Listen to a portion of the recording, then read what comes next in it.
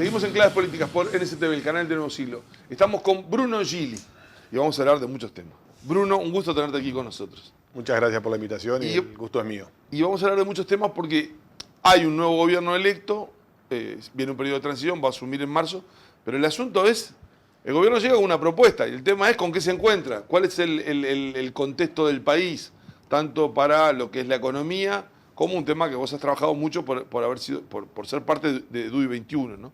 Pero en el tema económico, ¿no? Porque es una de las cosas que siempre se habla, y en el tema de las posibilidades, para seguir, el enclave para los negocios, el marco que hay para el mundo, para las inversiones, que venimos con tiempo de inversiones que vienen en baja mucho tiempo, ¿cómo está para Uruguay? Bueno, en clave de negocios, digamos, de poder lograr que Uruguay retome es un proceso de inversión potente, tanto la inversión privada nacional como la inversión extranjera, más allá que el año que viene vamos a tener un shock de inversión, obviamente que llevó muchos años planificarla y que va a ocurrir el año que viene, que es el UPM, tiene desafíos el gobierno, digamos, en términos de mejorar las condiciones para hacer negocios. Uruguay tiene virtudes y activos que son de larga duración y de hecho este proceso electoral, esperemos, es un gran activo, que es, hay un cambio de gobierno, nuevamente, cambia el perfil, pero Uruguay en un país, en una región muy convulsionada, ha demostrado de nuevo que esa fortaleza de ser una de las democracias más potentes del mundo, efectivamente lo sigo siendo. Eso vale. Eso vale, obviamente vale, yo creo que lo ven los inversores, más como está el contexto de la región, siempre es difícil aliarse porque al final Uruguay es un país muy chico, en un continente muy, muy grande y por lo cual pierde distancia. Pero el que conoce el país, los inversores más profesionales saben que eso tiene un valor y esperemos que sea positivo más allá del contexto regional en los próximos años. O sea que, digamos que es activo, el Uruguay lo ha reafirmado y es muy potente. Podría haber sido lo mismo si hubiese ganado, obviamente, el Frente Amplio, porque era un proceso democrático y la oposición no hubiese reconocido. Pero bueno, en este caso se da un cambio nuevamente de perfiles y Uruguay sigue como siempre con sus instituciones continuando. Así que esa es una parte interesante. Es decir, las cosas que son buenas hay que seguir haciéndolas y eso es una de ellas. Desde el punto de vista ya más de los negocios en particular, y bueno, tiene muchos desafíos el gobierno, algunos de corto y otros de mediano plazo, para volver a Uruguay atractivo para que haya un proceso de inversiones potente que el país tiene que tener, que tiene que invertir por lo menos entre 22 y 25% de su PBI en promedio en cualquier periodo de tiempo para poder mantener tasas de crecimiento razonables de la economía que permitan seguir continuando mejorando la condición de vida de los ciudadanos. Hoy esos niveles entonces, ¿en qué están? Y bueno, hoy está por debajo, ¿no? Ha caído la inversión tanto pública como privada, tanto la extranjera como la nacional, a niveles superiores al pasado, pero todavía bajos, ¿no? Estamos bastante por debajo del... Nos puede engañar los números un poco lo que decías. El año que viene ya sabemos que hay una inversión grande. Correcto. Con UPM y con todo lo conecto. Con todo el entorno de las PPP que están asociadas a UPM y algunas que ya están largándose en el sector público. Lo que estamos hablando... Pero estamos hablando del sector privado, que es lo que nos interesa decir. ¿Qué tiene que suceder para que el sector privado, el sector empresarial, pueda invertir y tomar el Uruguay? Entonces, las primeras condiciones, como decía, son razonables.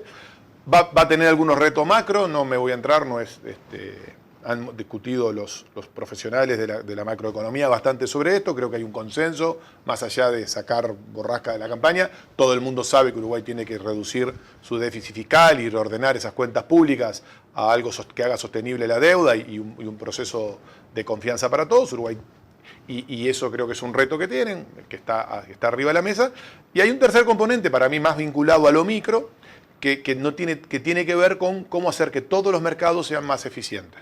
Es decir, siempre es un reto para quien gestiona un país y para las economías de un país, hacer que los mercados sean eficientes. Para un país chico. Y para un chico más. ¿Qué es un mercado eficiente? Y bueno, mercados eficientes, ya sea el mercado de crédito, el mercado financiero, el mercado laboral, el mercado de provisión de bienes y servicios, nuestro mercado nacional y nuestra relación con el mundo, tiene que ver con que las empresas y las organizaciones puedan tener la certeza o puedan tener la mayor capacidad de obtener los bienes y servicios que necesita para producir o para comercializar a su costo adecuado, competitivo, internacional, en el momento que lo necesito y en la cantidad suficiente.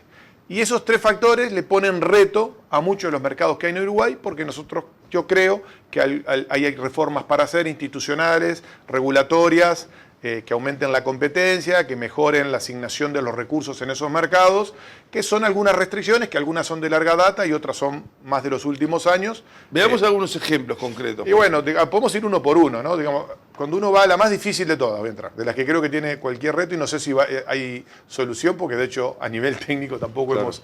¿Qué es el mercado financiero? Bueno, Uruguay necesita que haya un financiamiento, que su mercado financiero sea más profundo y permita acceder al crédito y al financiamiento, si no es por crédito, vía mercado de valores, de inversiones de más largo plazo que permitan una mejor gestión del riesgo que está asociado a inversiones de mayor volumen.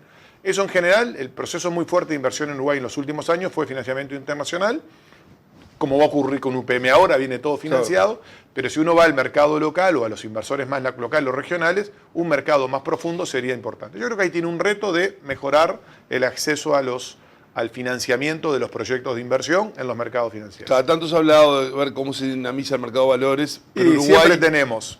Bueno, hay que seguir trabajando eso, porque cuesta y lograr al final que esa buena calificación de riesgo que Uruguay tiene hoy esté acá. Otro mercado más bienes y servicios. En el mercado de bienes y servicios hay dos, de los bienes transables y de los no transables. El de los bienes no transables, yo creo, cuando hablamos de bienes no transables, son aquellos que no están expuestos a una competencia directa internacional.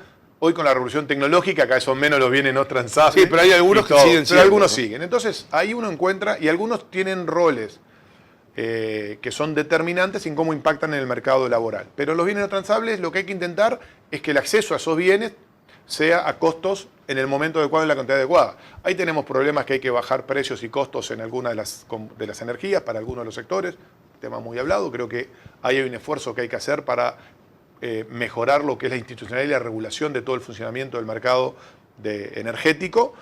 Uruguay ha avanzado, pero tiene restricciones que también estuvieron en la campaña, que hay que pensar cómo se van a resolver. Eso impacta sobre la gobernanza y el criterio de las empresas públicas, cómo van a actuar en estos mercados, cuál es el rol fiscal que van a cumplir o no, y cómo cualquier decisión que se tome aumente el nivel de eficiencia de estos proveedores públicos y que lleguen al costo adecuado al sector empresarial. Estamos hablando de energía, combustible, en algunas áreas seguras. Vos cuando decía la tecnología hoy dificulta el tema no transable porque vos podés comprar algo por el exterior. Bueno, pues Uber con los taxis, para ponerte algo. Claro. Bien no transable típico del transporte, que hoy encontramos un fenómeno. Pero después está el sector privado también. O sea, en el sector privado de bienes y servicios, yo creo que en Uruguay hay muchos sectores que son oligopólicos, en donde hay pocos proveedores de ciertos bienes y servicios, donde la competencia no es aguda. Yo creo que Uruguay necesita una nueva reforma de su mercado, de su regulación de competencia, que promueva la competencia para que haya más innovación, para que eso permita bajar costos, más proveedores de los bienes y que haga más dinámico la economía. Yo creo que hay un trabajo para hacer, creo que es un reto que tiene, de mediano plazo por lo menos, para encarar en este periodo de tiempo, porque en algunos sectores no es solo el sector público, sino privado, que a veces produce algunas ineficiencias. Y luego los bienes no transables que terminan impactando en el costo de la actividad empresarial, en particular las portadoras. Porque si los bienes no transables tienen un sistema de asignación de precios y costos y de regulaciones que hacen que baje la productividad, que no estén al su máximo en productividad, eso termina trasladándose al sector que tiene que absorberlo para poder competir. Y eso termina impactando en el mercado laboral. Por ejemplo. En cualquiera. A ver, vamos a poner el sector salud. Si el sector salud, que yo creo que fue una reforma razonable que se hizo en el 2007, necesita una segunda reforma. Se habló mucho y nunca se hizo. Ese sector salud... Muchas veces se habla de una segunda reforma, pero el tema es una segunda reforma ¿para qué? De mi punto de vista, claro, yo creo que la reforma de la salud es una reforma que permita aumentar la calidad, no solo la cobertura, que ha mejorado, todavía queda algo, pero digamos que eso sí fue, sino la calidad de la asistencia y los costos y la productividad del sector. Tenemos un sector que necesita cambiar su sistema de regulación. Yo creo que tiene que darse una regulación mucho más moderna, dinámica y basada en información. Tenemos que cambiar mucho los aspectos de la gobernanza de esos fondos asignados vía FONASA tanto al sector privado como público. Creo que hay mucho trabajo para hacer y que todos esos beneficios terminan impactando en la formación de precios de la economía. Fíjate, toda la salud, que es casi 9% del PIB del país, ¿no? Entre 9 y 10, o sea, es un montón. Sector transporte, ¿no? También creo que hay que mejorar. Sector logístico, que ha mejorado mucho y las reformas de la década del 90 fueron muy buenas para mejorar y potenciar el sector logístico del país, todo el sistema. Ahí está la reforma del puerto. Los puertos, las zonas francas, el transporte, bueno, la inversión en infraestructura para acceder, hay mucha cosa que se ha hecho y se está trabajando, pero creo que queda mucho trabajo para mejorar la eficiencia y bajar los costos, que eso es un costo que luego se traslada a un exportador que quiere hacer negocio con el mundo. Así que ahí hay varios mercados que hay para trabajar, vinculado a la institucionalidad, a la gobernanza, a la regulación y mejorar la competencia. Ahora, Bruno, cuando y luego el hablamos... mercado laboral, que es todo un tema para hablar largo y claro, tendido, porque ¿no? ahí, hoy cuando hablabas de poder disponer de lo que se está precisando, ahí yo pensaba en el tema de mano de obra, ¿no? Uno dice, hoy hay un problema de empleo que se manifiesta por la población desde el 2015, vino bajando la gente dice, quiero que haya puesto de trabajo, pero hay otras empresas que de repente precisan determinado personal que pueden no encontrarlo. Sí.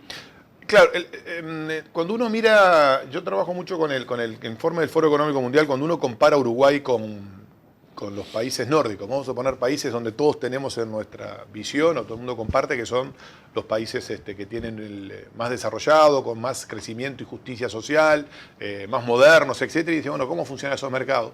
Y a mí siempre me llama la atención este dato que te voy a dar ahora. Cuando uno mira hoy en el ranking del Foro Económico Mundial, Uruguay está en el lugar 70 en lo que es eficiencia de mercado laboral. Y cuando uno mira los indicadores, se encuentra con esta cosa, paradoja que es bien... No es una paradoja, con esta situación. Uruguay aparece en el mundo en el lugar 3 en derecho del mundo laboral. Es decir, Uruguay está en el lugar 3 en derechos legales de los trabajadores. O sea que tiene más derechos adquiridos. Está en el podio a nivel mundial. Estaba en el 8, está en el 3.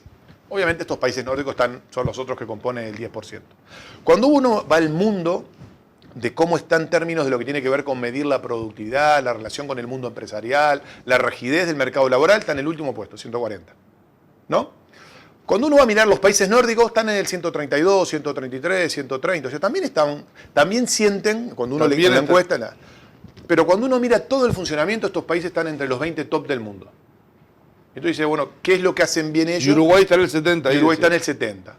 ¿Cuál es lo que ocurre? ¿Cómo mejoran? Bueno, tienen algunas cosas que la hacen mejor. El clima de negociación es mucho más abierto y sincero y directo.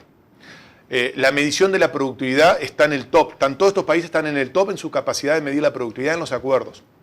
Estos países tienen sistemas de información muy potentes a la hora de la negociación salarial. Hay mucha flexibilidad.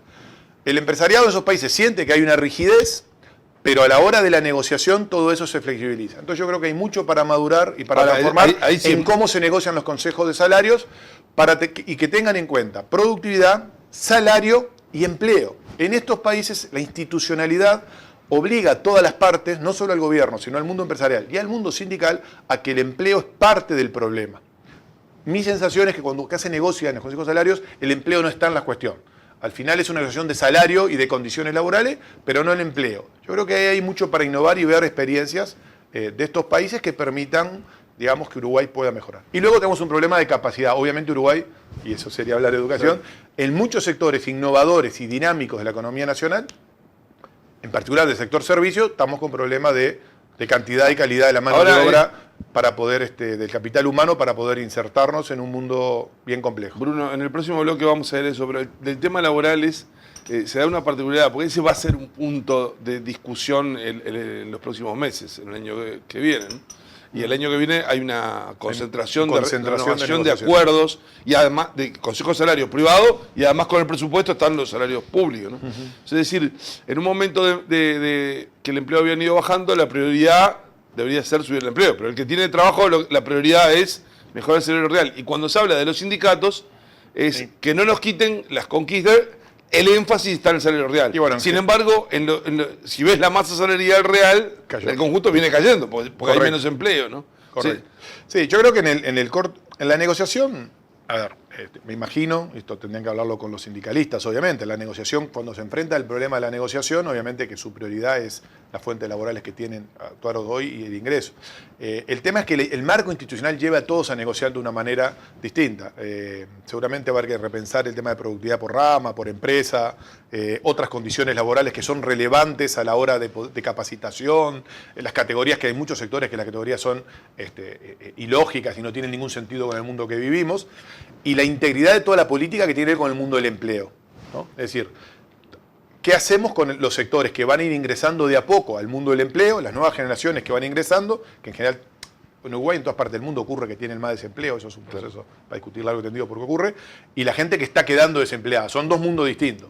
Ahí el Uruguay yo creo que tiene que repensar todo lo que tiene que ver la institucionalidad de promover esto. Hoy yo tengo la sensación que todas las instituciones que ha creado, algunas fueron de buenas intenciones, pero hay mucho para repensar en esas instituciones. Y vos pensaste que todo lo que tiene que ver con el mundo hoy empresarial, que ahora luego se le puso Transforma Uruguay acá arriba, pero en el fondo es un nombre y abajo de eso cuelgan decenas de instituciones que hacen que cumplen un rol relevante en el funcionamiento de esos mercados, ¿no?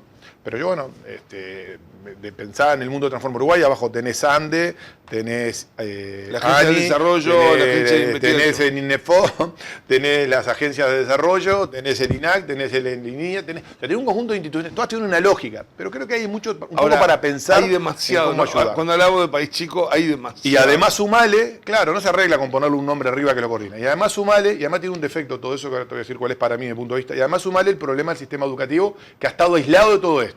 Necesitamos integrar el sistema educativo a esta discusión sobre las competencias de las personas en Uruguay y sus valores para poder en este nuevo mercado. No, el principal problema es que vos mirás Transforma Uruguay desde mi punto de vista, que tiene una buena iniciativa, pero todo lo que coordina no incide sobre los factores determinantes que hoy te contaba sobre que hacen a la competitividad. O sea, no incide sobre las negociaciones colectivas, no incide sobre las tarifas, no incide sobre el funcionamiento de los mercados, no incide sobre nada de lo que es relevante. Entonces ahí hay para pensar un poco la institucionalidad que libere recursos, libere la capacidad de innovación y que uno sienta que, digamos, los procesos van a ser más ágiles y eficientes, que es lo que exige el siglo XXI, ¿no? Te invito a hablar sobre educación y cómo se vincula la educación con el desarrollo y con el mercado laboral, que muchas veces ha habido como esa cuestión de que no haya lazos entre lo educativo y el mundo del trabajo. Estamos con Bruno Gili aquí en Claves Políticas por el STV, el canal de Nuevo Siglo. Una breve pausa y ya volvemos. Estamos con Bruno Gili hablando sobre los desafíos para el próximo gobierno, hablando en materia de lo que es competitividad, de lo que era el clima de negocios, y hay un vínculo del desarrollo con lo que es la educación, que tiene doble parte, ¿no? Un vínculo con el mercado laboral, pero el otro es la educación por sí mismo, claro, por la formación y por la educación y por la generación de conocimiento, ¿no? Sí. Pero en este caso hablábamos también de lo que es uno de los temas de mayor preocupación de la gente, porque el mercado laboral desde el 2015 ha venido perdiendo puestos de trabajo, y después vos hacías mención a UPM, ¿no? Y se empieza a generar una reflexión en la gente que dice, acá para que haya inversión le tienen que regalar todo, le tienen que dar todo, ¿no? Por esa cuestión de concesiones, y que una zona franca y que no haya impuestos. Ahora, el costo laboral, y ya nos metemos con el tema de educación, incide, hoy cuando hablabas de regulaciones, pero el costo laboral o determinadas rigideces o el costo completo con lo que pueden ser aportes, ¿eso Uruguay está peor que otros países o está igual? Depende del sector que uno quiere competir, a qué apuesta, ¿no? Digamos, para determinarlo. Yo, más allá de hablar del costo, cuando uno piensa en una inversión, uno piensa que tiene un mercado que le va a vender una cantidad determinada de bienes o servicios para ser rentable o para hacer viable esa inversión a un precio determinado. Y por otro lado tiene todo lo que consume para dar el delivery de esos productos y servicios. Y ahí entran los costos, el costo de mercado laborales, los costos de insumos, los costos de mercadería, los servicios prestados, los impuestos y el riesgo y la tasa de interés que le toca a ese proyecto, que refleja el riesgo del negocio y del país. Si uno mira todo esto, en cada uno tiene retos para resolver.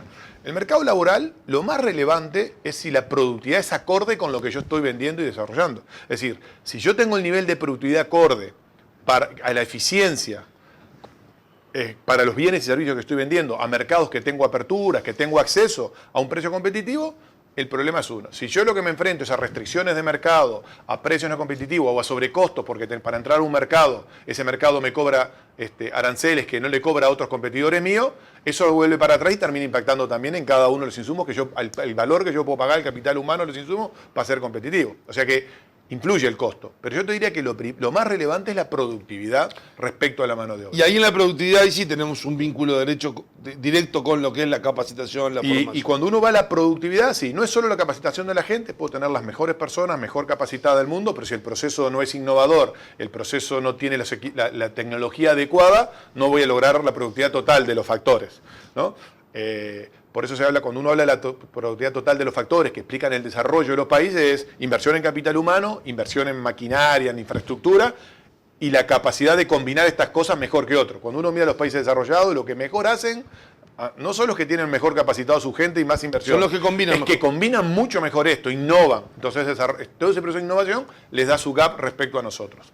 Ahora, claro, todo tiene un orden en estas cosas. Cuando hubo en el mercado educativo, Uruguay tiene profesionales de primer nivel, pero no suficientes para lo que necesita. Es decir, nuestro sistema educativo no está adecuado a las características del siglo XXI, tanto desde mi punto de vista hoy, tanto desde el punto de vista de las competencias y habilidades para trabajar en un mercado muy dinámico e internacionalizándonos, porque Uruguay necesita internacionalizarse, obviamente, mucho más todavía de lo que está, sino que además hoy tiene algunos problemas de lograr que todos los estudiantes y los jóvenes de Uruguay, niños y jóvenes, adquieran los valores que queremos respecto a la democracia, la convivencia, la educación general, etcétera, que son valores. O sea, van juntos los dos, no es que yo competencia y no valores, son valores sin competencia que tiene que adquirir alguien para desenvolverse en este mundo. Y ahí Bruno, ahora eso tiene impacto en el mediano y largo plazo. El reto que tiene el gobierno con la educación es que tiene que tomar decisiones de corto plazo, no sé, tiene que resolver el problema de los docentes, que asignación de hora, que es muy fácil. Sí. Tiene que resolver, darle poder a las instituciones descentralizadas. Muy fácil. Fácil de decidir, digamos, no hay que pensarlo mucho. La solución está clara. Después es un problema instrumental que puede ser lo más difícil del mundo. Tiene que resolver, descentralizar, que los centros educativos sean parte de la comunidad y asignar recursos y darle mucho más poder a la institución. O sea, tenemos que, eso es de corto plazo y lo puede uno intentar hacer. Puede decidir invertir para que en el mediano plazo haya, no sé, los 130, 136 colegios alternativos que estaban planteando, instituciones alternativas o el camino que estén llegando. Y luego tiene problemas más de fondo, que es para impactar efectivamente que el sistema educativo se transforme e impacte en el desarrollo de la sociedad, que son reformas de un poco más largo plazo, mediano plazo, pero que hay que empezarlas a hacer ahora porque demoran muchos años tener impacto. O sea, no hay evidencia, cuando uno mira los países más desarrollados del mundo, son los más educados del mundo. La discusión que puedo tener si esto es correlación a causalidad. Da la sensación de que obviamente alguna causalidad hay. Claro. También es verdad que en un país con el entorno económico con problemas, las zonas más vulnerables, como se demuestra en Uruguay, tiene un impacto. O sea, si un niño no está alimentado, si un niño no tiene un contexto social adecuado, si su familia no tiene un contexto adecuado, también va a tener frustraciones en la educación. Pero lo que no lo podemos poner como una contradicción, es decir, Uruguay tiene que trabajar en los dos caminos, cómo mejora las instituciones y cómo mejora el contento que esas instituciones interactúan si no trae desde el nacimiento, de su familia, de su entorno socioeconómico, las condiciones para hacer. Por eso pensamos que ese modelo taylorista que desarrollamos muy exitoso al principio del siglo XX, que es todos igualitos, que terminó en una túnica, en una escuela, y todo haciendo lo mismo, es un fracaso rotundo, y necesitamos profundizar esos cambios para que cada joven, el sistema educativo se adapte a esa realidad. Eso es posible hacerlo con las tecnologías y los conocimientos. ¿Qué nos puede faltar? Seguramente más inversión en educación, y yo creo que ahí el gobierno tiene un reto, porque obviamente ya anunciaron que no lo van a bajar, pero yo creo que necesitan invertir más en plata en educación, pero contra una propuesta, no contra la nada. Hay que hacer inversión en la docencia, mucha inversión en la docencia y la calificación. Hay que hacer inversión en lograr mejorar el estatus del mundo docente para que más gente quiera ser docente y lo sienta con prestigio social. Hay que reestructurar el funcionamiento de las instituciones. Desde mi punto de vista, hay que hacer una profunda reforma de la gobernanza de la ANEP, que es un tema de los más delicados porque es donde más conflictos podría haber, pero creo que no sé si en el corto plazo lo podrán hacer, pero si en perspectiva no hay una idea de cambiar esa gobernanza, va a ser muy difícil aumentar la velocidad de los impactos, van a ser más lentos. Pero bueno, para el televidente que no está demasiado metido con estos temas, cuando hablas de gobernanza, es cómo es la estructura jerárquica que y los roles sustantivos dirige la educación. Todos los procesos de innovación. Imaginemos, Ceibal hoy, el Ceibal es una institución que ha innovado en tecnología, que luego ha evolucionado para evolucionar en contenidos y en estrategias educativas, y ha hecho montones de seminarios para intentar. Pero todavía tiene una negociación con la ANEP. La ANEP lo toma si quiere, y si quiere no lo toma, ¿no? Bueno, nosotros pensamos que, de alguna forma se puso afuera por algo. Está bien, por algo no se puso dentro de ANEP, que es la Administración Nacional. Una buena estrategia para iniciar el Ceibal, si no hubiese caminado, y es la prueba de los problemas de gobernanza de la ANEP. Claro, pero esa es la demostración de que la estructura está mal. Porque si vos vas a hacer un proyecto que era un buque insignia, como el Plan Ceibal, y decís, adentro de la ANEP, que es el órgano natural, no lo puedo poner porque fracasa, el tema es, bueno, hace eso rápido, pero tenías que haber trabajado en cambiar la gobernanza de la estructura. Y el Plan Ceibal es del primer periodo de los tres del Frente Amplio, ¿no? ¿Sí? Entonces, están las redes de aprendizaje, que a veces se pueden usar, a veces no las usan, hay mucha autonomía. Entonces, hay mucho, bueno, toda la estructura de cómo se hacen los programas. la asignación de horas, las coordinaciones al interior. Ahí hay mucho trabajo para hacer. Tiene que comprender el sistema que necesitamos mucha velocidad, además, mucho sentido de urgencia. Ahora, Cada Bruno, año decenas de jóvenes no terminan o terminan mal formados. Y eso es un costo que se va acumulando. Entonces, como Fernando Figueira siempre dice, Uruguay tiene un resultado en educación que no se condice con su PBI. Es decir, para el PBI per cápita que tiene Uruguay, nuestro nivel de calidad de educación y de egreso debería ser muy superior. Si esto no se corrige, lo que un día va a pasar es que el PBI se va a corregir a nuestro nivel educativo. Yo creo que esa es una buena formulación que Figueira hace del problema y que nos debería dar el sentido de urgencia y que se necesita un acuerdo nacional. Se necesita. Nosotros en el EU21 seguimos pensando que hay ambiente para un buen acuerdo nacional, que no tiene que estar el 100%, pero que es viable porque hay cierto consenso a niveles técnicos, profesionales, a nivel de docentes y de muchos de los partidos, de los miembros de los partidos políticos que creen que este es el camino. El tema es, bueno, ordenar eso en una ruta que sea óptima, ¿no? Claro, yo ahí pensaba, Bruno, que hay reformas que son necesarias, hay reformas que son posibles. Y hay reformas que son necesarias para que den resultados, pero no inmediato. No. Entonces, y hay que hacerlo. Por eso el acuerdo, porque si no... Claro, pero el tema es que también se precisa, para hacer esas reformas, que tienen mucho costo en materia de discusión social, de crítica, de movilizaciones, de rechazo, hay que mostrar que hay algo que puede tener efecto rápido. Entonces, de estos planes de reforma, lo que han visto ustedes en el DUI 21, ¿hay medidas que tienen efecto rápido? Sí, yo creo que hay algunas que son, obviamente... En educación nunca hay efecto rápido. La primera ¿no? es una versión complicada, pero creo que es viable hacerlo si se plantean bien, que es la asignación de horas docentes, donde se logre buscar la estabilidad de los colectivos docentes en centros educativos. Y empoderar a los directores para que los directores realmente puedan manejar la comunidad educativa en ese centro para poder adaptar. Eso ahora, es uno. te das cuenta que en enseñanza ese ha sido uno de los temas que se ha discutido más. Bueno, que es increíble que lo que estemos discutiendo es cada vez que viene un consultor internacional y hemos estado en el 21 con gente contratada por el gobierno, por organismos internacionales y miran nuestro sistema y dicen, son el único sistema del mundo organizado como están así. Son el único que conocemos. El problema es que si somos los mejores, estaría bárbaro, pero el problema es que somos el único organizado así y no somos los mejores. Entonces, digamos... El único así en materia de toda la estructura que tiene la NEP, la separación, el que no haya una continuidad, una lógica, en donde nosotros hablamos de la continuidad del niño de que ingresa en preescolar hasta la educación de jóvenes en 2 ciclos, y donde hay una continuidad. ¿Cómo se enseña? El único no es en sentido figurado, es el único. El único, por lo menos, los países que son exitosos en el mundo. Bueno. Pero no lo dicen en realidad, ni hasta los que no son exitosos no están organizados así. Pero bueno, tendrán otros problemas. De hecho, el otro día en casa estaba cenando para hacer algo más ameno con un primo de mi señora, y vive en Australia hace 30 años, visitó Uruguay, su señora es directora de escuela. Y nos pusimos a hablar, a contarle cómo estaba administrado, le pregunté cómo estaba administrado en Australia todo esto. Y le contaba cómo era acá, y la señora me miraba con cara de maestra, dirigente sindical, apá, me decía, ¿en serio? O sea, ¿en serio funcionan así? Sí. O sea, y lo saben, yo creo. Yo creo que hay que poner un buen plan. Y yo creo que si hay un buen plan y se va con un buen plan de transformación, al final va a haber lío, pero yo creo que se van a lograr que los colectivos docentes, sindicalizados y no sindicalizados, arriesgan a asumir un proyecto que pueda mejorar, apruebar. No un cheque en blanco, pero sí un cheque en donde se pueden ir viendo hitos y resultados, que además podrían tener una contrapartida económica también para quienes están asumiendo riesgo de asumir nuevas formas de entender la gestión en el mundo educativo. Yo creo que hay herramientas para trabajar. Pero bueno, depende no solo del gobierno, creo que es el que tiene el rol central, como siempre, y luego que la sociedad también apoye.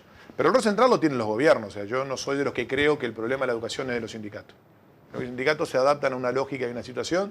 Hay extremismos, obviamente, hay gente que actúa corporativamente, pero el problema es más complejo. Simplificarlo ahí me parece no entender que ha faltado un liderazgo potente del sistema político. En Estonia, en Finlandia, en los países, Lituania, países chicos me refiero, que tienen, el Parlamento vota los valores, las competencias y el plan de cuál es el objetivo de la educación a 5 y a 10 años. Y luego le dicen las instituciones autónomas, que son autonomía técnica, ejecuten por este plan. Pero es una discusión de la sociedad, ¿no? Por eso en algún momento creamos EDU21. Bueno, vamos a seguir de cerca este tema que al país le va mucho en esto, ¿no? Sí. Y seguramente va a haber para conversar cuando se empiece a ver qué cosas de educación hay dentro del proyecto de ley de urgencia y después, obviamente, cuando se vaya a armar el presupuesto. Bruno, muchas gracias por habernos acompañado. Muchas gracias a vos como siempre y un gusto estar contigo. Bueno, un gusto. Nosotros vamos a una breve pausa y ya volvemos con más claves políticas.